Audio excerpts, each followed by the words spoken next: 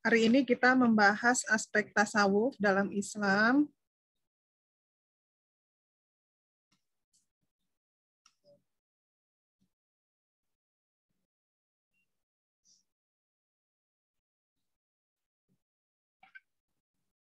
Sudah terlihat ya screen-nya? Ya, aspek tasawuf dalam Islam. Jadi kita setelah pertemuan kemarin kita membahas tentang aspek filsafat dalam Islam, maka sekarang kita belajar tasawuf. Nah, tasawuf ini sendiri asal katanya dari bahasa Arab, tasawafa ya tasawafu, tasawafan artinya bersih, murni, jernih. Sedangkan kalau menurut istilah, tasawuf ini adalah sebuah sistem bagaimana seseorang ini bisa mencapai hubungan yang lebih dekat lagi, lebih mesra lagi dengan Tuhannya. Nah, jadi dari segi kebahasaan, tasawuf ini menggambarkan keadaan yang selalu berorientasi pada kesucian jiwa, pola hidup sederhana, mengutamakan kebenaran, rela berkorban, demi tujuan yang lebih mulia di sisi Allah. Kemudian, kalau pengertian tasawuf menurut beberapa ahli, misalnya dari Bashir Al-Haris, beliau ini adalah seorang ahli sufi. Menurutnya as-sufi mansa faqalbuhu, yaitu seorang sufi adalah yang telah bersih hatinya semata-mata untuk Allah. Adapun Profesor Hamka mengatakan bahwa tasawuf itu membersihkan jiwa dari pengaruh benda atau alam, sehingga dia lebih mudah lagi menuju kepada Allah. Sedangkan Syekhul Islam Zakaria Al-Ansari mengatakan, tasawuf itu ilmu yang menerangkan hal tentang pembinaan kesejahteraan lahir dan batin untuk mencapai kebahagiaan yang abadi. Nah, kalau kita lihat apa saja unsur dalam ilmu tasawuf, ini kurang lebih ada 4 ya, metafisika. Makanya tadi waktu kalian membaca buku Harun Nasution, Islam ditinjau dari berbagai aspeknya, jilid 2 itu di bab yang kalian buat book reportnya itu judulnya adalah aspek mistisisme gitu ya. Nah, jadi metafisika ini adalah hal-hal yang di luar alam dunia atau bisa juga dikatakan sebagai ilmu yang gaib. Kemudian menyangkut juga dengan etika, ini ilmu yang menyelidiki tentang baik buruknya amaliyah manusia. Kemudian dari aspek psikologi adalah ilmu yang membahas hubungan dengan jiwa. Dan keempat adalah estetika. Estetika ini ilmu keindahan yang berkaitan dengan seni gitu ya. Nah, untuk meresapkan seni dalam diri haruslah ada keindahan dalam diri sendiri. Kemudian ini ada firman Allah dalam surat Ar-Ra'd, artinya yaitu orang-orang yang beriman dan hati mereka menjadi tentram dengan mengingat Allah. Ingatlah, hanya dengan mengingat Allah lah hati akan menjadi tentram. Nah, jadi semuanya berhubungan dengan jiwa, dengan roh gitu. Kemudian, nah dari ayat tadi bisa diambil hikmah bahwa baik buruknya perilaku manusia ini semua tergantung kepada hati.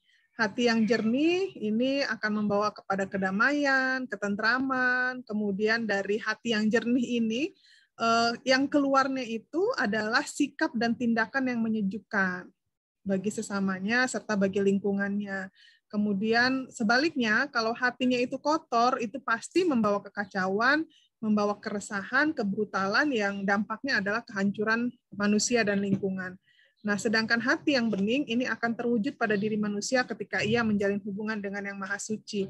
Nah, ajaran tasawuf ini kalau kalian pernah membaca ya tentang Islamisasi di Indonesia, itu kan ada beberapa saluran ya, bagaimana masuknya Islam ke Indonesia, misalnya melalui jalur perdagangan, pernikahan, kemudian jalur pendidikan, nah ada juga jalur kesenian, dan ada satu lagi jalur yang membuat Islam itu lebih mudah diterima di Indonesia pada saat awal masuknya, yaitu melalui jalur tasawuf gitu ya, karena di tasawuf ini diutamakan masalah kejernihan hati ya.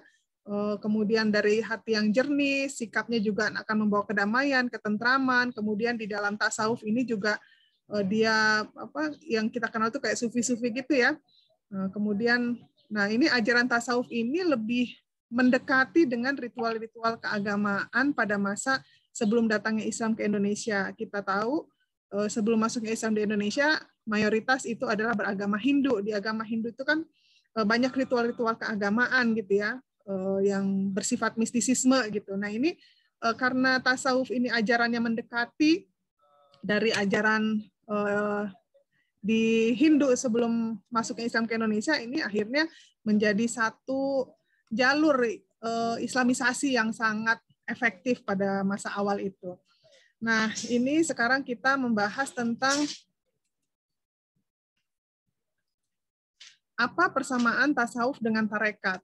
Jadi tasawuf dengan tarekat ini punya tujuan yang sama. Sama-sama ingin mendekatkan diri kepada Allah. Bagaimana cara kita mendekatkan diri kepada Allah? Caranya adalah dengan banyak melaksanakan ibadah, baik itu ibadah wajib dan ditambah dengan ibadah-ibadah sunnah gitu ya. Selain itu juga diajarkan dengan tata cara zikir, kemudian ada bacaan-bacaan wirid tertentu gitu.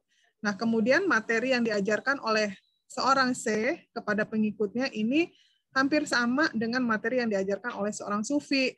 Nah, perbedaannya, kalau tarekat itu untuk sampai pada pengalaman rohani, seseorang itu harus dibimbing oleh seorang syekh. Jadi ada pemimpinnya, jadi nggak boleh belajar sendiri gitu ya. Jadi kalau tarekat itu ada imamnya lah gitu, ada pemimpinnya, ada gurunya gitu. Nah, kalau tasawuf ini untuk dia bisa sampai kepada pengalaman rohani, dia bisa sendiri tanpa bantuan orang lain gitu.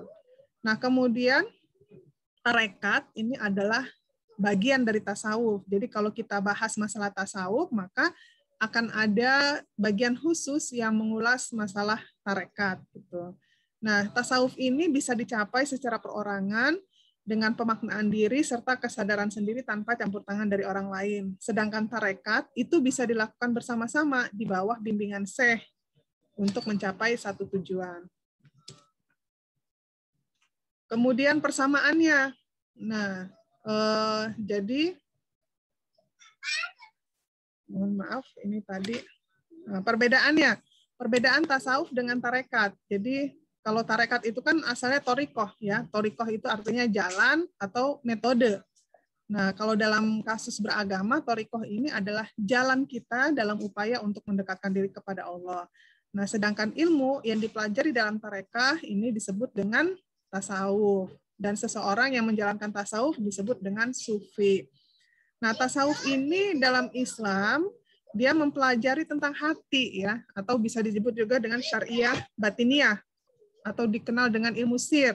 Ilmu ini dipelajari untuk menyelaraskan ilmu tauhid yang berisi tentang keimanan dengan ilmu syariah. Ilmu syariah ini mengajarkan tentang amal, dan tujuan akhirnya adalah menjadikan seorang muslim sebagai seorang hamba yang lebih dekat lagi kepada Allah. Kemudian dalam menjalankan tasawuf, ini sebuah tarekah ada seorang pembimbing yang disebut dengan mursyid. Murid-muridnya disebut dengan salik atau orang yang berjalan. Nah ini bagaimana latar belakang lahirnya tasawuf dalam Islam. Tasawuf ini secara luas di kalangan Islam ini sejak akhir abad kedua Hijriah. Jadi perkembangan kelanjutan dari kesalahan asketis dari para zahid yang mengelompok di serambi Masjid Madinah. Jadi waktu itu ada sekelompok zahid namanya ya. Jadi mereka suka berkumpul di serambi Madinah. Kemudian kelompok ini fokus untuk menjalankan ibadah. Kemudian mereka ini mengabaikan kenikmatan duniawi. Jadi mereka sudah merasa lebih nyaman gitu ya dengan menjalankan ibadah gitu ya, jadi zikir gitu ya. Nah, pola hidup kesalehan yang seperti ini adalah awal dari pertumbuhan tasawuf yang akhirnya berkembang dengan pesat di masyarakat Islam.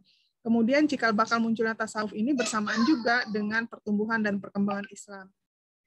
Sebagai suatu agama, memang Nabi Muhammad sendiri, walaupun beliau adalah saudagar ya, karena beliau kan menikah dengan Siti Hadijah, seorang saudagar perempuan yang sukses pada masa itu, tetapi beliau tidak bergaya hidup mewah gitu. Bahkan hartanya itu bersama dengan Hadijah itu didedikasikan untuk pengembangan Islam gitu ya, untuk umat, untuk dakwah gitu, dan beliau sendiri lebih memilih dengan perilaku sederhana gitu ya. Bahkan dalam beberapa riwayat diceritakan Nabi Muhammad itu menjahit sendiri pakaiannya yang robek gitu. Itu kan gambaran bahwa betapa beliau itu sederhana sekali, padahal beliau adalah seorang pemimpin yang sangat besar gitu ya, dengan cakupan wilayah kekuasaan yang luas, yang disegani gitu, seorang rasul gitu kan, tapi beliau itu berpola hidup sederhana. Nah, inilah yang dicontoh kalangan-kalangan sufi, hidup sederhana. Nah, tokoh-tokoh tasawuf dalam Islam ada Al-Ghazali, ada Rabi'ah Al-Adawiyah, ada Abu Mansur Al-Halas, ada Ibnu Arabi, ada Hasan Al-Basri, ada Abu Hasan Suri, dan lain sebagainya. Sebagian ini juga diceritakan di dalam buku Harun Nasution ya. Islam ditinjau dari berbagai aspeknya di jilid 2 yang sudah kalian baca, tadi juga sudah ada yang menyinggung. Nah, kemudian pokok-pokok yang dibahas dalam tasawuf Islam, ini diantaranya misalnya tasawuf ahlaki. Tasawuf ahlaki ini objek pembahasannya itu adalah akhlak atau tingkah laku. Jadi tasawuf akhlakku ini membersihkan tingkah laku, kemudian menekankan pada budi pekerti. Jadi tingkah lakunya dilebih baikin lagi, budi pekertinya dihaluskan lagi gitu ya. Dan mereka percaya bahwa dengan tasawuf akhlak ini akan menghantarkan manusia mencapai kebahagiaan di dunia dan di akhirat. Kemudian yang selanjutnya adalah tasawuf irfani. Nah, tasawuf irfani ini dia berusaha menyikap hakikat kebenaran atau makrifah yang diperoleh dengan tidak melalui logika atau pembelajaran atau pemikiran, tetapi melalui mauhibah kepada Tuhan. Jadi kadang-kadang tidak bisa dilogikakan gitu ya. Itu adalah satu keyakinan gitu. Selanjutnya tasawuf falsafi. Nah, tasawuf falsafi ini adalah konsep yang mengenal Tuhan atau makrifat dengan pendekatan rasio atau filsafat. Jadi kalau filsafat itu kan banyak menggunakan rasionalitas gitu ya. Nah, sehingga menuju tingkatan yang lebih tinggi ini tidak hanya mengenal Tuhan, makrifatullah, melainkan lebih dari itu, wadatul wujud atau artinya kesatuan wujud. Ini bisa dibilang jika tasawuf falsafi ini merupakan tasawuf yang di dalamnya terdapat pemikiran-pemikiran filsafat. Nah, ini tingkatannya ada taubat. Taubat itu berasal dari kata taba ya tubuh, taubatan artinya kembali. Jadi ketika seseorang manusia itu kan tidak sempurna ya.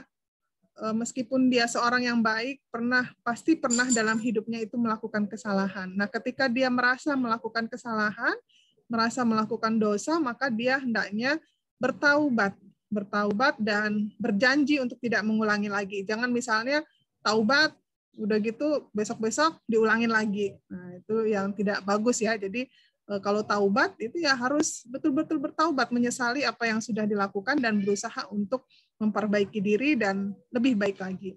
Kemudian tingkatan yang kedua adalah zuhud.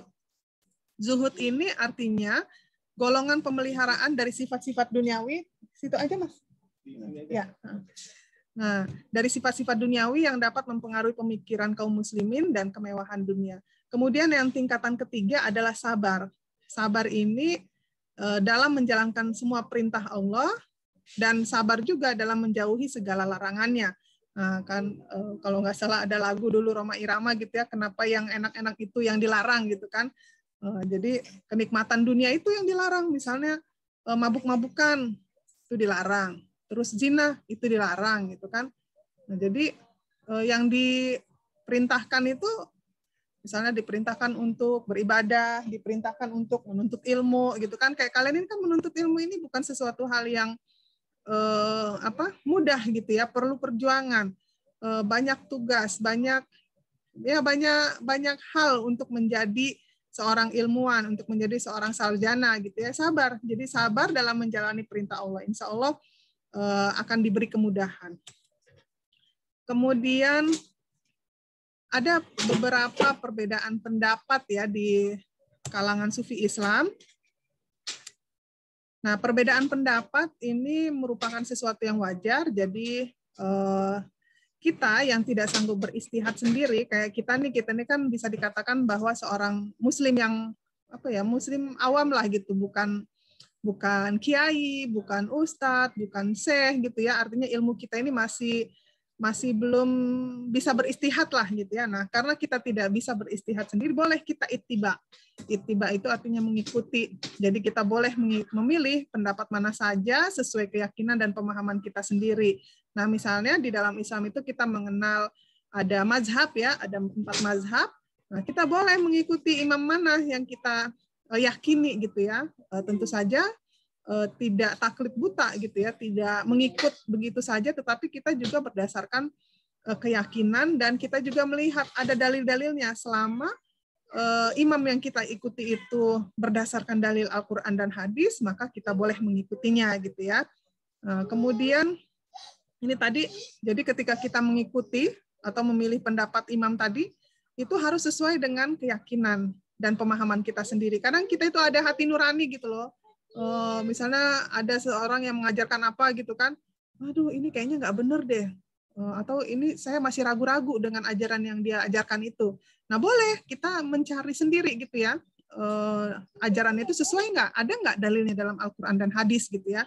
Kalau ada ya udah berarti kita makin mantap mengikutinya gitu. Tetapi kalau tidak ada, misalnya dia merujuk kepada hadis yang doif gitu kan, nah ya berarti kalau ada hadis yang lebih sahih, maka kita ikuti hadis yang sahih gitu. Kita boleh tidak mengikuti imam tersebut kalau memang dia tidak sesuai dengan hadis dan Quran tadi gitu ya. Nah, kemudian jadi para sahabat Nabi dan para tabi'in ini sering berselisih pendapat dalam berbagai macam hukum furu' atau ajaran Islam yang sangat penting, tetapi tidak prinsip dan tidak mendasar. Namun hal ini tidak sedikit pun merugikan mereka dan tidak pula meretakkan persaudaraan dan persatuan mereka. Semuanya sama-sama benar karena berdasarkan Quran dan Sunnah. Nah, kalau di Indonesia mungkin kira-kira kayak inilah, kayak ormas Islam kita di Indonesia nih. Ada yang bilang misalnya sholat itu harus pakai kunut, ada yang bilang boleh nggak pakai kunut. Ada yang bilang lebaran tanggal sekian, sementara yang lain tanggal sekian. Nggak apa-apa, yang penting kita lihat gitu ya, kita juga harus cerdas gitu. Kalau memang masing-masing punya dalilnya, ya nggak apa-apa juga gitu. Toh di dalam Islam juga mazhab ada beberapa gitu ya. Jadi ketika kita melihat, misalnya suatu saat kalian beribadah di masjid, terus pas di masjid kalian melihat ada gerakan sholat yang tidak biasa gitu. Nah, boleh kalian tanyakan selesai sholat, Pak, mohon maaf, tadi itu mengikut ajaran siapa atau bagaimana gitu ya, mazhab siapa gitu, itu boleh. Jadi berdiskusi ketika melihat ini, boleh didiskusikan gitu ya, jangan langsung haram gitu, nggak boleh juga. Jadi siapa tahu memang yang mereka lakukan itu ada dalilnya gitu kan. Kemudian,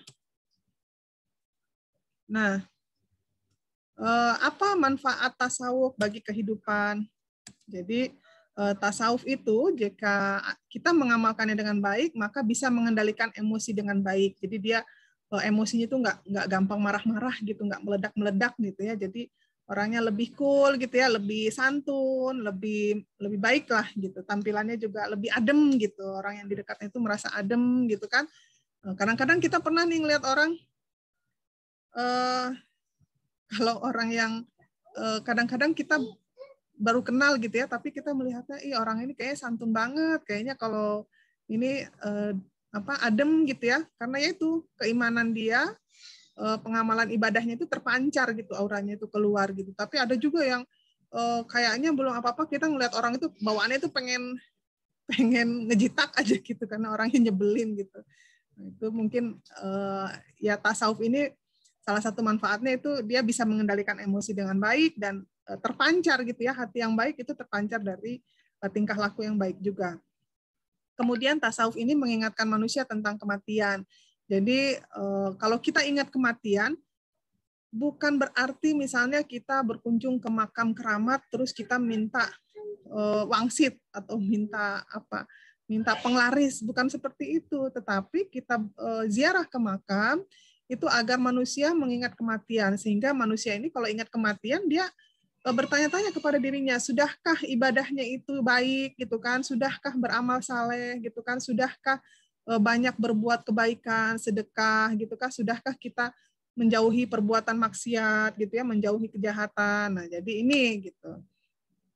Kan kadang-kadang ada tuh misalnya orang meninggal tergantung kalau dia memang orang rajin beribadah, biasanya kadang-kadang ya itu sungguh diberikan satu kenikmatan kalau kita ngelihat gitu ya, ada yang katanya wafatnya ketika sedang mengaji atau wafatnya sedang mengimami sholat gitu kan, karena memang ahli ibadah gitu ya. Nauzubillah min dzalik, jangan sampai wafatnya pernah kan kita lihat di berita-berita misalnya di hotel sedang bersama temannya gitu kan, dan ternyata temannya itu non muhrim gitu ya, padahal punya keluarga, nauzubillah min dzalik, dan lain sebagainya. Jadi kita harus senantiasa berbuat kebaikan gitu ya, agar kita juga husnul khotimah. Nah, kemudian tasawuf ini diperlukan agar umat Islam bisa mengamalkan teori Islam secara kafah dan mengembangkan integrasi sosial, kerukunan hidup dalam beragama serta berbangsa. Kemudian tasawuf ini bisa memperkuat etos kerja ya, karena dalam ajaran Islam bekerja itu wajib untuk memenuhi keperluan diri, keluarga, dan umat.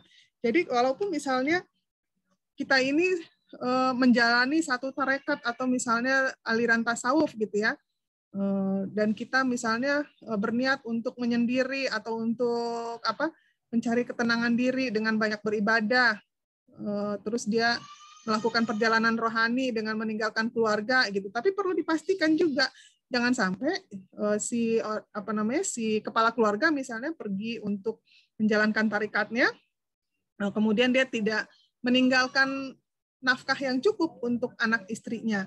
Jadi harus dipastikan, sama ketika orang kalau mau naik haji gitu ya, dia naik haji, keluarga di rumah itu ditinggalkan ini bekal gitu loh, uang sakunya itu kira-kira cukup sampai si jamaah itu pulang kembali dari berhaji. Nah, kira-kira kalau orang yang menganut tasawuf atau dia misalnya tergabung dalam aliran tarekat tertentu, kemudian dia ingin melakukan satu perjalanan rohani selama sebulan misalnya. Nah, pastikan di rumah itu tersedia beras atau makanan pokok dan uang yang cukup untuk pendidikan dan biaya hidup keluarganya di rumah. Jadi ya dalam Islam itu kita harus menganut keseimbangan untuk kehidupan duniawi dan kehidupan ukhrawi itu harus seimbang gitu. Jangan melalaikan salah satunya. Nah, kemudian yang kelima, manfaat tasawuf adalah membuat semua pengetahuan lain ini tunduk kepada pengetahuan tertinggi, yaitu la ilaha illallah. Jadi tidak ada Tuhan selain Allah, dan dengan tasawuf ini kita menyadari bahwa pengetahuan tentang Allah ini berada di atas setiap pengetahuan lainnya. Nah, itu pembahasan tentang tasawuf pada siang hari ini. Mudah-mudahan bermanfaat dan menjadi satu motivasi kepada kita untuk lebih meningkatkan lagi keimanan kita, meningkatkan ketakwaan kita, dan mengamalkan semua amalan-amalan yang dianjurkan oleh agama.